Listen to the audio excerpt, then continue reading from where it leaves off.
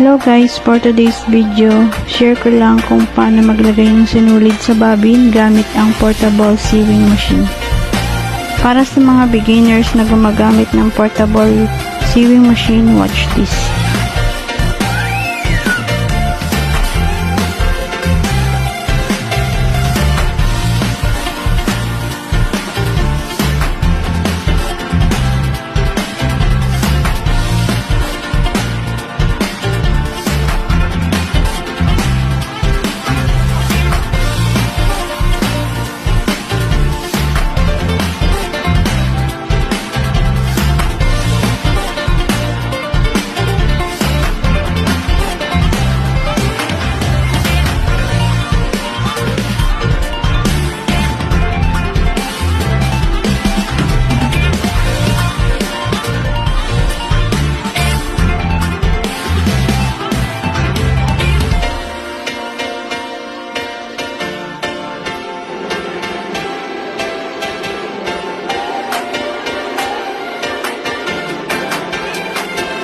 Thank you for watching. Follow for more.